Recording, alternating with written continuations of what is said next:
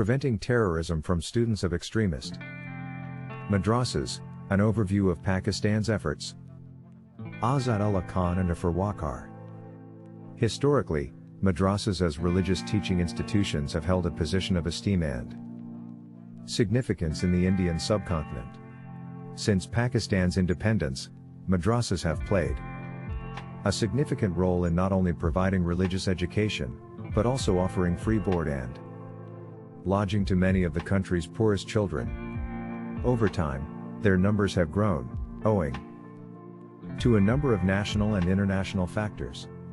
After 9/11, a debate on regulating madrasahs and their curriculum gained strength, as links connecting extremist and terrorist elements operating in the country with these institutions were found. A number of government measures to introduce reforms and regulate madrasahs in Pakistan have been announced to date, but have mostly been unsuccessful, largely due to a lack of political will. This chapter examines the evolution, landscape, and features of the current madrasah system and efforts to streamline them, the obstacles in their implementation, along with an overview and evaluation of Pakistan's counterterrorism strategies related to madrasahs and, to a lesser extent, mosque reforms, the social setting of madrasahs and their role in education, politics, radicalization and terrorism is also discussed in some detail. Keywords: madrasahs, radicalization, religion, extremism, terrorism, education, reforms. Mosque, Pakistan madrasa, religious seminary, plural, madrasahs or madaris, is an Arabic word which literally means a certain type of educational establishment. It is one of the oldest Muslim institutions, and its purpose is to teach and impart knowledge and wisdom to members of society. Madrasahs have existed in the subcontinent for a long time. During the colonial rule of the British, the ulama, religious leaders, and their madrasahs played a leading role in the resistance against imperialism. When Pakistan became independent in 1947, around 247 religious seminaries existed.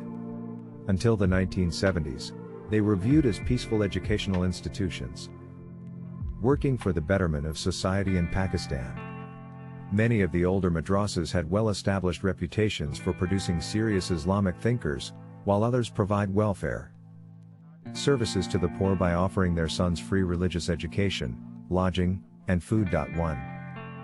However, after the Soviet invasion of Afghanistan, the purpose of these religious institutions was diverted intentionally to resist Russian influence by waging a jihad against the foreign occupation forces. During that time, around 1,000 madrasahs were established too. The mushrooming growth of madrasahs in the 1980s was linked to the Afghan War. A jihadi mindset emerged in madrasahs as the US and Saudi Arabia were funding the Mujahideen against the Soviet occupation. However, in the late 1980s, the US suddenly withdrew from the region after the Soviet withdrawal from Afghanistan. Pakistan was left alone to deal with the seeds of radicalization sowed in its home and backyard.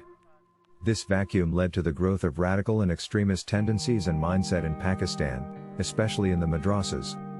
The phenomenon of Talibanization also took roots. Consequently, this created hatred and resentment among the radicalized youth of madrasa in Pakistan, and they began to consider the West as a threat to, an enemy of, Islam.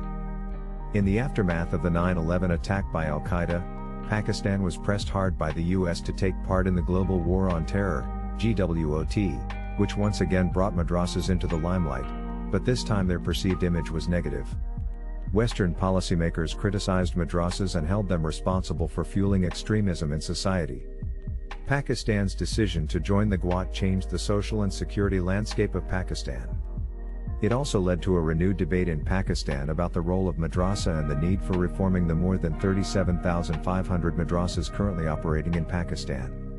It is no secret that madrasas have a political role in society as well. Major religious political parties have their own network of religious seminaries which they run by funding them. These religio-political parties often use their madrasas and their students for political purposes or to pressure governments through staging protests. Hence, the socio-political impact of these religious seminaries cannot be ignored, they have long-term consequences. There is also a great deal of controversy as to what type of role madrasas ought to perform in society. 3 According to Christopher Candland, it is the government which needs to recognize and determine madrasas' role in society by giving them appropriate attention. 4 Yet that is easier said than done. Qasim Zaman has highlighted repeated failures in reforming madrasa and attributed these to radical elements in Pakistani society who sought to boycott the government's reform agenda. 5 A number of steps to reform madrasas in Pakistan have been taken in the last 2 decades, but they have indeed achieved much less than one could expect due to a lack of political will and stiff resistance from religious circles. However, from 2010 onwards, the country's counterterrorism strategy has led to a renewed focus on madrasa reforms. Mapping, streamlining and regulating the religious seminaries have been the buzzwords on policy agendas. However, it has also been observed that the phenomena of terrorism and extremism cannot be attributed to madrasas and their students alone, since there have been a number of instances where college-educated individuals have become radicalized and have taken part in terrorist acts. This chapter seeks to examine the role of madrasas in radicalization to violent extremism and the government of Pakistan's prevention efforts. Evolution of madrasas in Pakistan. The growth of religious seminaries in Pakistan should be seen in the light of political and socio-economic factors. When Pakistan became independent on August 14, 1947, only 247 madrasas existed. According to official figures 6 in 1975, there were 100,000 seminary students in Pakistan. In 1998 their number stood between 540,000 in Punjab alone. 7 In the 1980s, Pakistan's support for the US against the Soviet Union turned the madrasas from hubs of education to centers promoting Islamic extremism. As mentioned before, their number mushroomed during the Soviet-Afghan War. Pakistan bore direct consequences of the Afghan War as the country played a major role in resisting the Soviet occupation of Afghanistan. Religion was used as a tool, as the Afghan War was termed by Pakistan's military ruler General Zia-ul-Haq as Jihad, Holy War. During Haq's tenure, 1978 to 1988, the number of religious seminaries increased to 2,831. General Zia was politically allied with Islamist parties. He encouraged them to motivate their members to join this holy war against the Soviets. The clout of these religious parties grew multifold during the 1980s as they enjoyed both religious and political backing. Afghanistan's Taliban movement has roots in these religious seminaries, as a number of Taliban leaders were educated there. Many of Pakistan's religious parties translated their influence on the ground by opening their own madrasas. They often received funding from both the West and the countries of the Gulf Cooperation Council, GCC, for providing education to the children of millions of Afghan refugees who had fled war in Afghanistan. Although the Afghan War ended in the late 1980s, the number of religious seminaries continued to increase. This increase in their numbers is also attributed to various socio-economic reasons. These religious seminaries provide free board and lodging to their students, and it is tempting for the economically downtrodden to send their children there. According to Pakistan's military spokesperson, more than 30,000 madrasas are operating in the country, in which an estimated 2.5 million children are currently enrolled. 8. However, according to a study conducted by a Karachi-based research center, the Majlis-e-Ilmi Foundation Pakistan, the number of madrasas in the country is even higher, exceeding 37,517 in 2018 as seen in their image below. 9 According to the statistics released by this research center, 28,241 madrasas are functioning under the 5 central boards of the Ittihad Tanzim al-Madaris Pakistan, ITMP, whereas the remaining 9,276 are operating under different independent bodies which include Jamaat-ud-Dawah, Jamia Muhammadiyya Gausiya, Ittihad al-Madaris, Wafaq Nizam al-Madaris, Al-Hada International, as well as others. 10. According to the Foundation's report, 354 madrasas are operating in Islamabad, 13,798. Madrasas in Punjab, 10,033 in Sindh, 2,959 in Balochistan, 3,579 in Khyber Pakhtunkhwa, and 1,404 in Azad Jammu Kashmir. Landscape of madrasas and their impact in society. There is no doubt that madrasas are considered to be important institutions in Islamic societies, but this also applies to mosques. Besides worshipping, the mosque traditionally has held the title of seat of learning, in addition to being a community center in Muslim societies. Similarly, the madrasa has historically been considered not only as a source for imparting religious education to the masses, but also for training and equipping imams, religious leaders, and for their role in mosques. The religious leaning of these imams is very much dependent upon the thinking of madrasa or from the sect they belong to. Historically, society's elite used to study in these religious institutions, but today, due to the prevalence of formal education systems and modernization, the mosque and madrasas have become merely political tools for the elite. Religious leaders, politicians, and even those holding state power do not hesitate to use these institutions and the name of religion for advancing their own political agendas and gains. Madrasas' affiliations with political, sectarian and militant organizations. Affiliations with madrasas are a cause for concern. Such affiliations may drive their administrations and their students towards assuming an increased role in society. 11 Friday sermons from the mosque are an important event for the Muslim community as Muslims listen to the narratives of imams on various religious and social topics. These sermons play an important role in shaping the public opinion regarding various issues in daily life. In addition, the interaction between people and Imam 5 times a day during prayers further enhances the impact of his words and affects people's psyche. Since the Imam's sermons are monitored, he is careful with his words and the speeches he delivers to the public. The donors of the religious seminaries are businessmen, social workers, and other society members. This relationship is considered very strong, as it is believed that making an economic contribution to religious causes is beneficial for both donors and recipients. Nowadays, with the increasing number of madrasas in society, some donors use madrasas to get appropriate legal verdicts, Fatwa 12, on different social issues to advance their personal and sectarian interests. However, it is hard to establish proof regarding influencing verdicts. For instance, the Punjab police need the assistance of intelligence agencies as well as the Federal Investigation Agency, FIA, to collect solid evidence against corrupt seminaries for possible legal action. Over 12,000 seminaries are operating in Punjab alone, with almost half of them being unregistered. 13 A misperception exists in the society that madrasas are entirely charity-based organizations.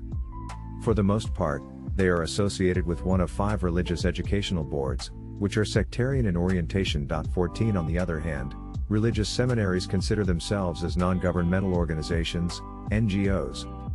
Many of the madrasas now own property and are making investments for profit. The madrasa system in Pakistan. Madrasas in Pakistan mostly belong to the 2 major sects of Islam, i.e., the Sunnis and the Shias. Sunni Islam is further divided into 3 subsects, Deobandi, Barelvi, and Al-Hadith. Apart from these, some religio-political parties like Jamaat-e-Islami run their own madrasas. In order to oversee the educational curricula being imparted in these madrasas, 5 independent boards were established, based on these different sects. These boards are responsible for finalizing the syllabus, conducting examinations and awarding degrees in the respective madrasas. Pakistan's Higher Education Commission recognizes the degrees awarded by its approved Wafaq/Tanzim al-Madaris. 15 Following are some of the details of the Central Board of Madrasas in Pakistan. 16 Wafaq al-Madaris, the largest number of Islamic seminaries globally, are run by Wafaq al-Madaris Al Arabia in Pakistan. It has its headquarters in Multan. 17 From its inception in August 1959, the total number of madrasas working with Wafaq al-Madaris grew to 19,491. By August 2018, more than 8,000 across schools and 10,000 seminaries from around the country are associated with it. It is affiliated with the Deobandi school of thought. It has an approved syllabus, conducts regular examinations, and awards degrees to its students. Tanzim al-Madaris. The Tanzim al-Madaris was established in 1960. Its headquarters are in Lahore. It represents the Barelvi school of thought. About 10,000 madrasas associated with the Barelvi exist in the country. 18. In 2019, more than 200,000 students attended examinations under the Tanzim al-Madaris. Waqar al-Madaris, Shia. The Waqar al-Madaris, Shia, came into being in 1959 in Lahore. It is associated with the Shia school of thought. The board has its own syllabus, conducts its own examination regularly, and awards degrees. Rabtatul Madaris al-Islamiyya. The Rabtatul Madaris al-Islamiyya was formed in 1983 by the revivalist religio-political party of the country Jamaat-e-Islami, G, but the board was only recognized by the government of Pakistan in 1987.19. Since its inception, the G has stated that its education board is not affiliated with any sect or group. Subjects of politics, economics, and history are taught in their madrasas, along with traditional Quranic education in their bid to modernize their education system. Its headquarters are located in Mansoura, Lahore. Waqar al-Madaris al-Salafiyya. The Waqar al-Madaris al-Salafiyya, formed in 1955, caters to the Al-Hadith school of thought. They adhere to Quran and Hadith very strictly and have their own system of examination and awarding degrees. The largest association of seminaries in the country is the Ittihad-e-Tanzimat-e Madaris Pakistan, ITMP, also known as the Union of the Religious Education Organizations. It was formed in 2005. 5 constituent boards came together to form the ITMP to effectively negotiate with the government. Analysis of the curriculum of madrasas.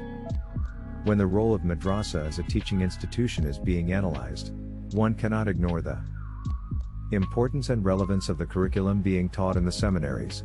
The curriculum currently being taught in the seminaries is called Dars-e-Nizami. It was developed by an 18th century scholar, Mullah Nizamuddin Syalwi, from the Farangi Mahal Madrasa, located in the now Indian city of Lucknow. 20 traditional madrasas adhere to it except for those of the Shia part of the population. The text of its syllabus dates back 500 years or more. Owing to the inability of the majority of students to understand Arabic texts, this course is taught with the help of commentaries and interpretations done by medieval scholar Hanafi ulama. The original text is memorized by students, often without a complete understanding of the context or the meaning. As a result, students are unable to develop analytical abilities, and grow up with a narrow understanding of the scripture and the world. This fact has been highlighted by local scholars who opine that this traditional technique of learning and teaching at madrasas should be changed, as it reflects a stagnation of knowledge.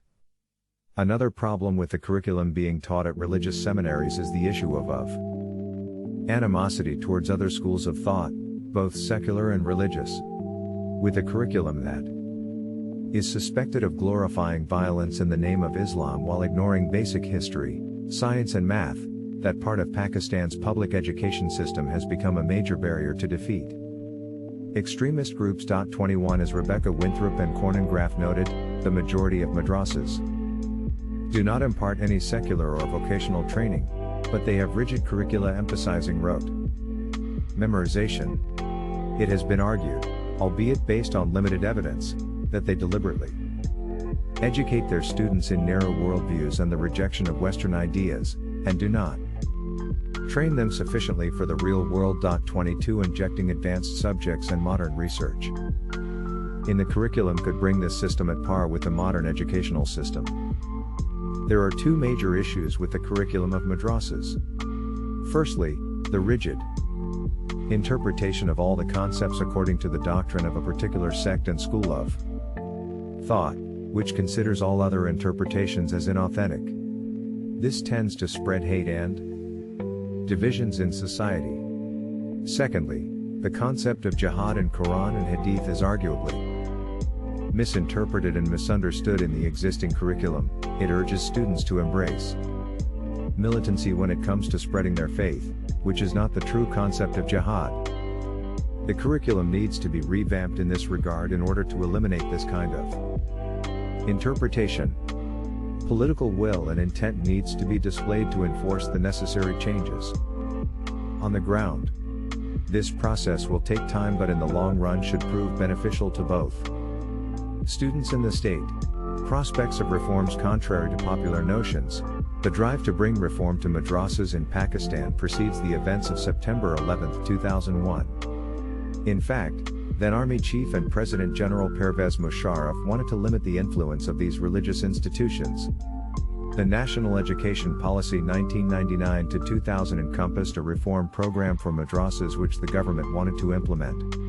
It included bridging the existing gulf between formal education and the education offered by madrasas, equating their scholastic achievement degrees with the ones of the formal education system, recognizing them and providing them with books on research and reforms, and striving for an integrated system of national education. 23 In line with this policy, certain steps were taken which included the Pakistan Madrasa Education Board Ordinance, 2001. This ordinance, promulgated on August 18, 2001, sought to secure registration, regulation, standardization and uniformity of curricula and standard of education of the Dini, religious, madaris, imparting specialized Islamic education in Pakistan with the general education system. 24 Unsurprisingly, this ordinance could not achieve its objectives mainly due to the lack of enforcement and opposition from religious circles. Implications of 9/11 and madrasa reforms. The events following the attacks of September 11, 2001 led to a number of developments. Renewed attention was given to madrasas, their structure, curriculum, and working. Demands for reforms started building up, as non-reformed madrasa operating outside the ambit of the state were widely seen as training grounds for terrorists and extremists. Nevertheless, the government of Pakistan faced stiff resistance from conservative religious clerics who viewed the proposal to reform madrasas as a Western move to control or alter the religious teachings of Islam. Madrasa Reform Program. In 2002, the government of Pakistan launched the Madrasa Reform Program, MRP. MRP was said to be a 5-year program to mainstream 8,000 madrasas with a budget of 5,729.395 rupees million. 25 The Ministry of Education was tasked with introducing subjects like English, general science, and mathematics at the primary level, and then teach computer science, economics etc. at the secondary level, in order to bridge the gap between the different educational systems existing within the country. It also included steps to increase interaction between formal and informal education systems of education as well as equipping madrasas with computers. However, the reform program was not successful, due to the lack of capacity to utilize funds as well as the lack of implementation and coordination. Secondly, the madrasa leadership was hesitant to trust the Ministry of Education, and there was friction with the Ministry of Religious Affairs. In 2005, the Madrasa's Voluntary Registration and Regulation Ordinance was issued by the government, seeking to bring madrasas under the supervision of the state. It stated that no madrasas would be able to function without registering themselves. They were also tasked to submit audit reports on their organization. In addition, the 2005 ordinance called for putting an end to hate speech which incited sectarian or religious tensions.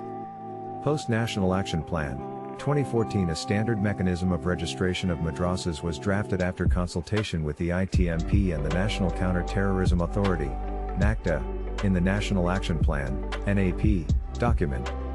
It was observed that more than 190 madrasas were foreign funded. 26 Similarly, 182 madrasas were closed down immediately as they were found to promote militancy in the country and to have connections with militants and proscribed organizations. 27 There is still a long way to go as mere registration of madrasas will not be enough. Since the madrasa system is not getting any direct assistance from the government of Pakistan, little control can be exercised. It is a well-established fact that donors always influence the receiving institutions. Government should arrange extensive training programs for teachers, and those who qualify should get some special pay package. 28 The system should be controlled federally at the initial stages, and then it may be delegated to the provinces once the desired results are achieved. Initially, the central government could set up some model madrasas in big cities, and that role model could then be applied uniformly in other parts of the country. Resistance to reforms? On the national level, there is public support to streamline madrasas and introduce reforms. However, the government faces resistance in this regard. The pushback comes mainly from the powerful religious parties who run a network of madrasas, but do not want any government involvement.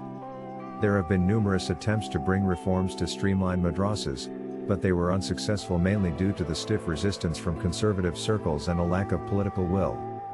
Madrasas and their impact on society. Madrasas see themselves as custodians of the teachings of Islam, as they provide free education and shelter services to society. Madrasas face a multitude of challenges in preparing students for life in rapidly modernizing societies and emerging globalized knowledge economies. 29 There are multiple factors that lead to producing an extremist and radicalized mindset in the madrasas, including economic vulnerability, social divisions and discord, sectarian differences, using religion for political purposes, and misinterpreting religion. Especially the concept of jihad. Jihad has been used by fundamentalists, with varying intensity, as a unifying and energizing force. 30 In some madrasas, the minds of students are radicalized in such a manner that they are ready to participate in acts of violence, which they see as their religious duty. Madrasa students are sometimes told that it is their duty to stop any immoral activity and raise arms against any entity which deviates from the righteous path. By such indoctrination, vulnerable young minds are prepared to join the holy war. In addition, the leaders of some of these sectarian outfits incite their followers and students through hate speeches and literature to create disharmony in the society. Madrasa and politics. The affiliation of madrasas with religious political parties can be traced back to the inception of Pakistan. Before the era of 1980, religious political parties were running madrasas as charity-based organizations and as a service for society. After the decade of the 1980s, many madrasas heavily focused on a jihad-oriented curriculum. In addition, sectarian differences were emphasized in these religious institutions, as most of their funding was originating from Sunni-majority countries in the Middle East. This led to an increase in radicalization and polarization in society. The religious political parties also divided themselves on the basis of sects, and extended their presence in madrasas. It resulted in a politicization of these religious institutions, and the original purpose of imparting religious education has been largely lost. 31 According to a survey conducted by the Pakistan Institute of Peace Studies, a majority of the madrasas have an affiliation with political parties. The majority of these religious seminaries are themselves also eager to play a role in politics, e.g., by supporting candidates in elections. For example, Azhar Hussain Rizvi, an independent candidate backed by Labbaik Ya Rasulullah, a coalition of Islamist groups, won 6% of the vote by campaigning on a platform supporting strict blasphemy laws. 32 It is pertinent to note here that the involvement of madrasa students in politics distracts them from their primary objective of education. This affiliation leads to a rigid mindset, and eventually results in the formation of extremist narrative. Affiliation with any single political party or sect makes students unable to think beyond party lines. Streamlining madrasas. Pakistan has been grappling with terrorism and violent extremism for more than a decade. The country has suffered immense physical and economic losses due to these phenomena. Over the years, the demand to take strict measures to eliminate terrorism and extremism has not only arisen domestically, but there has been a significant international pressure on Pakistan in this regard as well. Since the number of terrorist attacks increased in the country, especially after 2001, it was repeatedly found that most of the perpetrators were madrasa students who had been coerced into picking up weapons. As more details about this connection started to emerge, emphasis on the need for streamlining madrasas also arose. There have been a number of proposals, institutions, and policies suggesting reforms in the last 2 decades, but limited success in this domain has been achieved. The current situation of madrasas. Serious work towards registration and regulation of madrasas started after the NAP. The current government of the Pakistan Tehreek-i-Insaf (PTI) party, which took reins of the country in 2018, announced in an election manifesto that it would map out and register all seminaries across Pakistan, including information on finances, and introduce literacy and mathematics teaching as formal subjects within the madrasa curriculum. 33 Since taking power, PTI has made some headway in this regard. In March 2019, the government announced that it had assumed control of 182 religious schools, and detained 182 people in its bid to take strict action against banned groups. 34 Furthermore, the, now former, spokesperson of the military, Major General Asif Ghafoor, said during a media talk, the government of Pakistan has decided that these madrasas will be mainstreamed. 35 He further added that in this drive, the country plans to take control of over 30,000 madrasas where over 2.5 million children are studying, and introduce a modern educational curriculum so that the children studying in these religious institutions will be well equipped to deal with the contemporary world.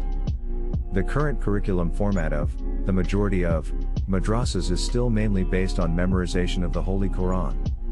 As a result, madrasa students remain behind in terms of practical skills when compared with those who have studied in colleges and universities. Madrasa graduates have very limited employment opportunities, as almost the only work they can find, if they are lucky, is to teach Islamic studies or Arabic in schools or become madrasa teachers themselves. Some become imams, but the majority remains unemployed and become frustrated owing to the lack of employment opportunities. As a result, a socio-economic division is created in the society which creates disharmony, and is a threat to national cohesion. Another challenge for the state of Pakistan is to control hate speech, as madrasas often serve as a breeding ground for radicalization and the development of extremist tendencies, especially where vulnerable young minds are concerned. They are used by militant outfits for their own ends in the name of religion. However, it should be remembered that most madrasas are not involved in any illicit activities.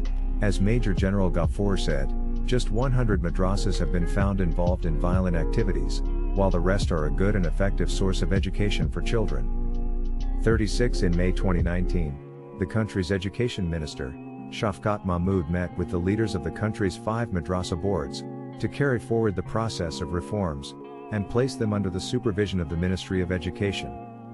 The minister also promised to assist madrasa operators in opening bank accounts, the registering process, as well as providing help in processing visas of foreign students who seek admission there.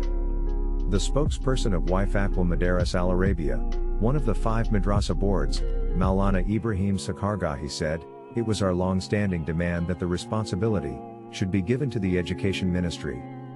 37 Funding to streamline madrasas. One of the biggest issues ahead of streamlining madrasas is to ensure their financing.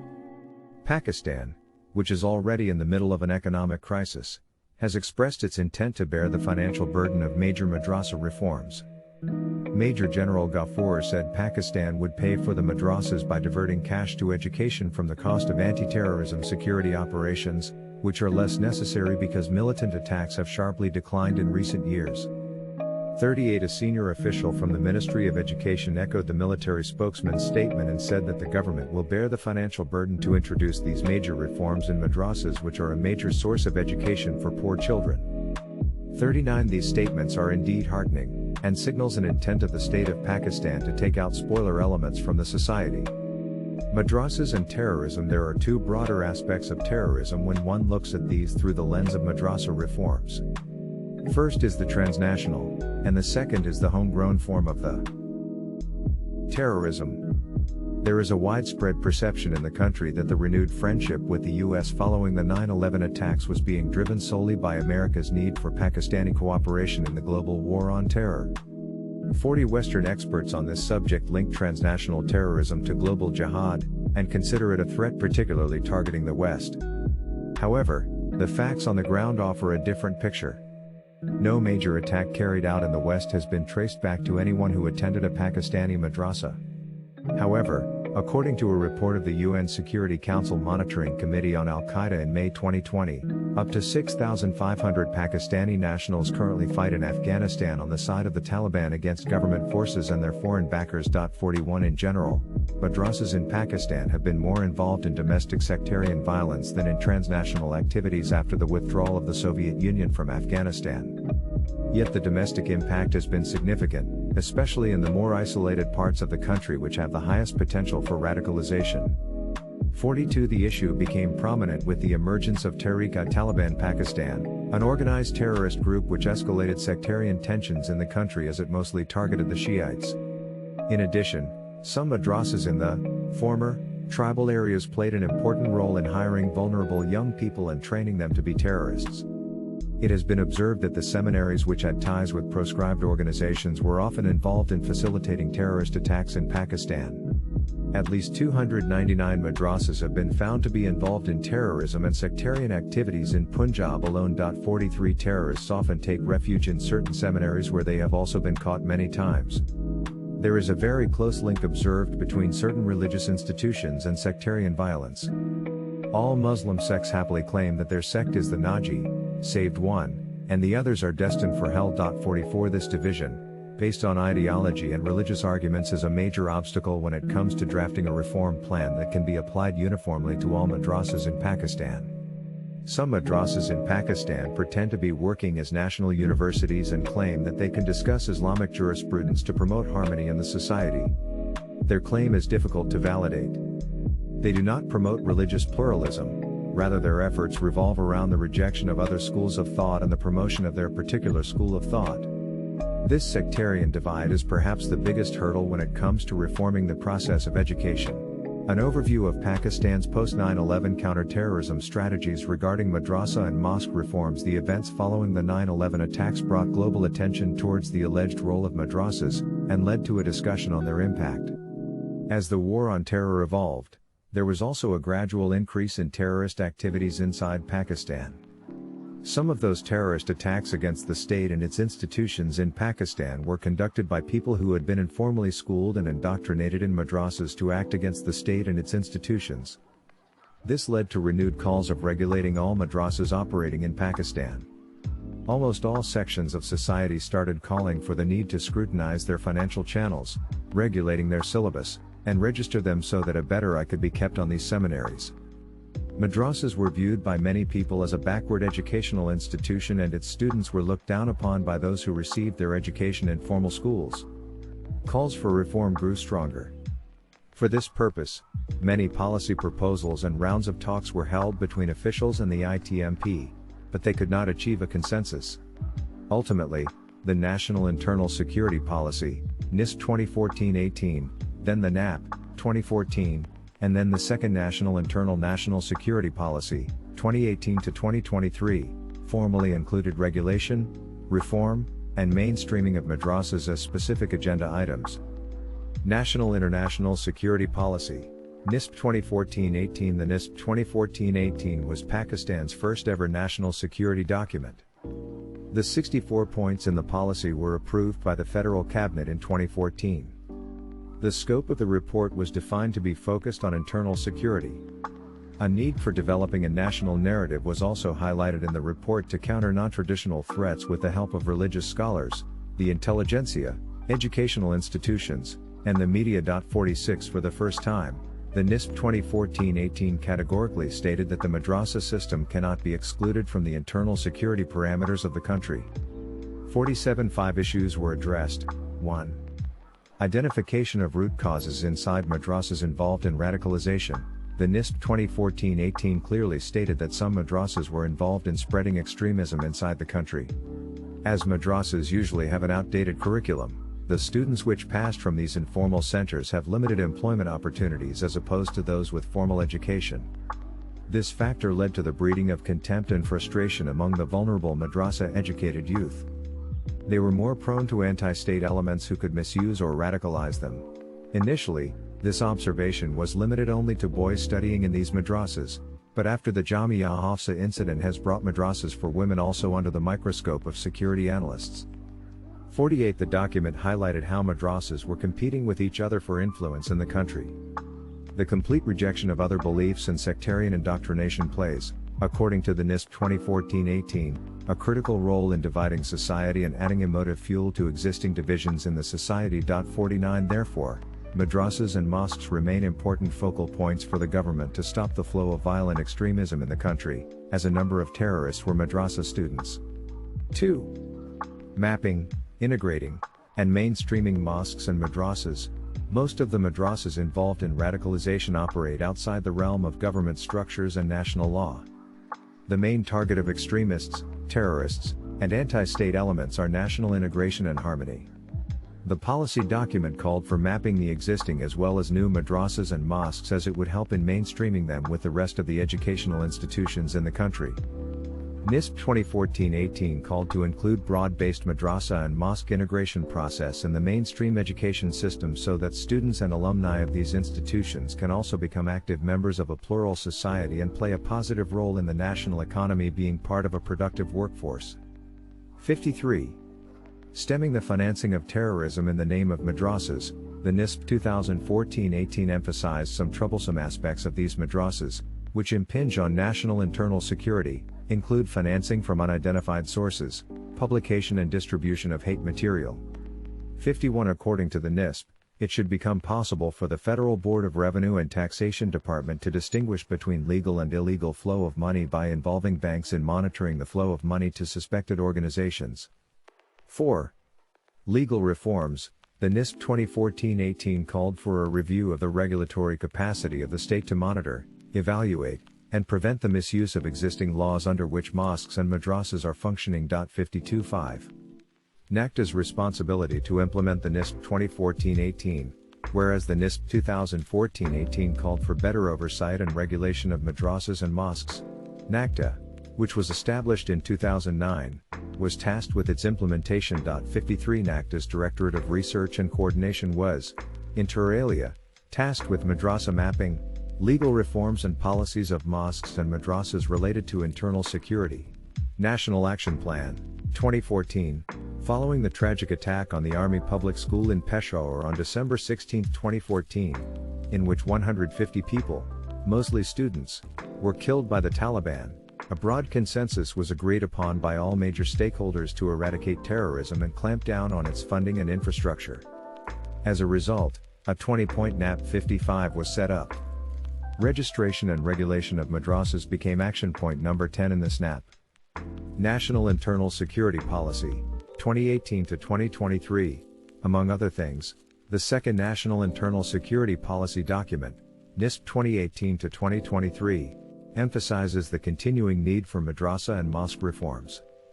The report states that significant success has been achieved as far as the mapping of madrasas was concerned, with over 90% of religious seminaries, madrasas, now identified and counted.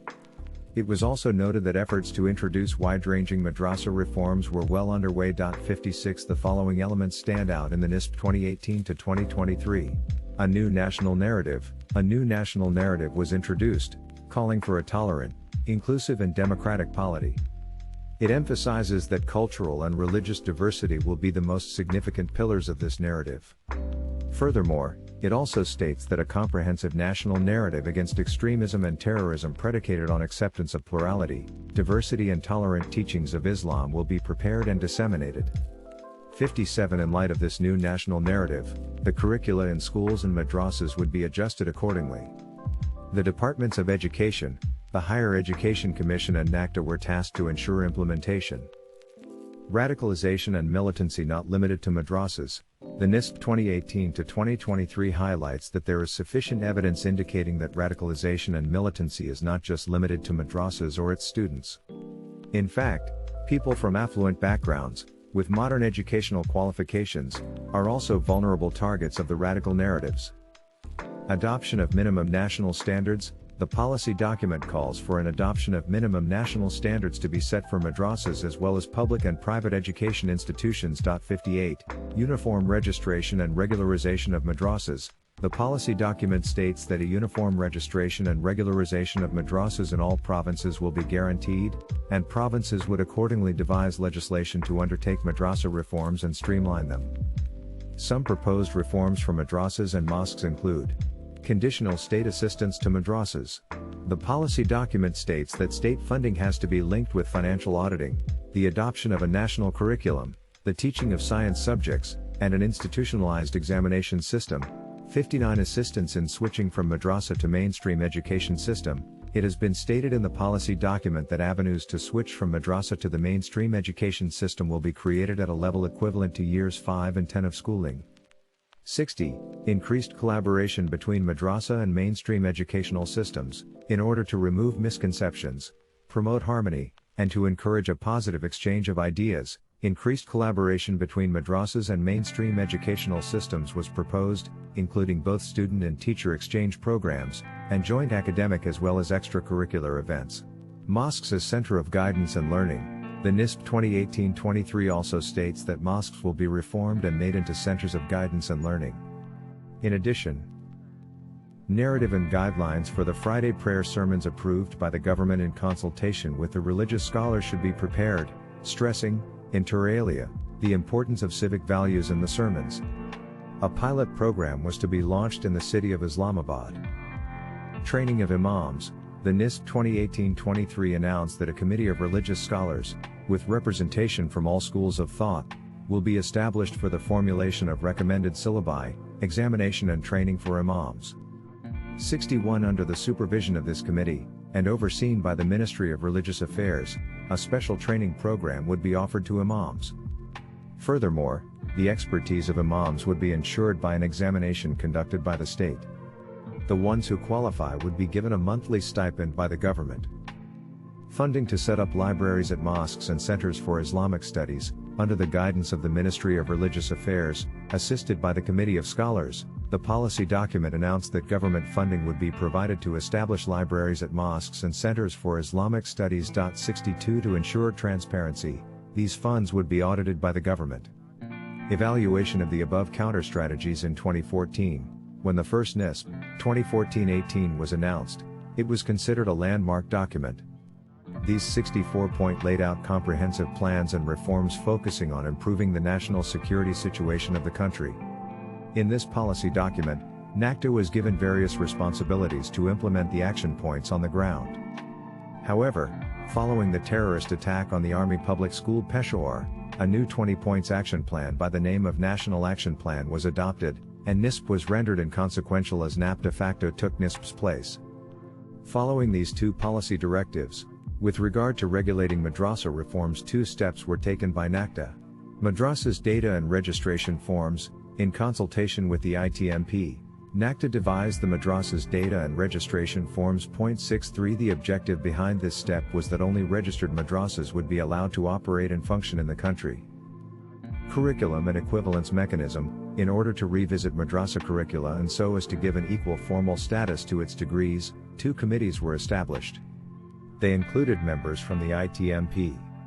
According to NACTA, the first committee is working under heads of Federal Board of Intermediate and Secondary Education, and the second committee is working under Chairman Higher Education Commission, HEC, regarding grant of equivalence certificate to Wafaq al-Madaris for Sanad Shahadat Ulama wa Akasa. 64 extensive deliberations have been taking place by these committees. The second NISP, 2018-2023, like its predecessor, is extremely broad in its scope. Instead of being narrowly focused, the plan seems to be too ambitious. However, the policy document includes positive ingredients, especially regarding madrasa and mosque reforms. The madrasa regulation reform, especially in terms of its mapping, has achieved considerable success. According to a NACTA report presented in April 2019, the geotagging of the majority of the madrasas in Pakistan has been completed. 65–90% of madrasas have been registered in Punjab, with all of them geotagged. In addition, geotagging of 85% of the madrasa in the federally administered tribal areas, FATA, has been achieved, 80% of those in Sindh, 75% of the ones in Khyber Pakhtunkhwa, KPK, 60% of Baluchistan's madrasas, and 100% of those in Islamabad had been completed. 66 With this report, the government also issued a warning that all unregulated madrasas would be closed. Their Khan and Waqar 283 remain concerns, especially regarding channeling of external financial flows to madrasas. However, some progress has also been made in this domain. NISP 2018-2023 was passed in the last days of the previous government. The need of the hour is that it should be given time by the new government to be fully implemented rather than giving in to the temptation to come up with a new counterterrorism strategy document of its own. Pakistan cannot afford any further delays in the domain of preventing and countering terrorism.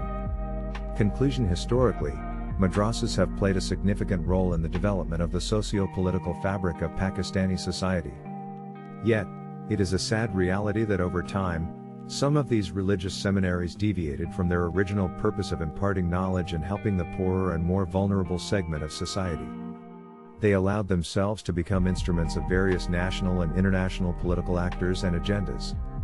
Streamlining of these madrasas by introducing reforms, and bringing them in line with the more modern and secular national educational system of Pakistan is the need of the hour. It will not only help curb extremist and sectarian tendencies, but also benefit millions of students by enabling them to be better prepared when entering the job market. Over the years, the state of Pakistan has introduced a number of counterterrorism measures to lay a framework for reform and regulation of the religious seminaries. However, there has been a serious lack of implementation. The madrasa system has and can be an asset for Islamic societies, but it must be protected from extremist militancy. Madrasas must be restored to their original status of educational institutions which promote Islamic core values like social harmony and moderation. All stakeholders ought to unite and prioritize this issue for the benefit and betterment of the people of Pakistan. Asad Ullah Khan is co-author of Chapter 10. He is a senior research fellow at the Center for Aerospace and Security Studies. Until recently, he was a research fellow for counterterrorism and countering violent extremism at the Institute of Strategic Studies, Islamabad. Asad Ullah Khan's area of research is national security and counterterrorism. He represented Pakistan on many national and international forums on the subject matter. He is the author of numerous research articles, book chapters and opinion articles in journals, books and magazines in the domain of countering violent extremism. Mr. Khan has recently represented Pakistan at a Colombo Defense Seminar in Sri Lanka and shared his research work on the forum. Ifrah Waqar's academic career is in international relations. She has extensive experience of working with various national and international organizations over the past 5 years on issues ranging from terrorism, countering violent extremism and radicalism,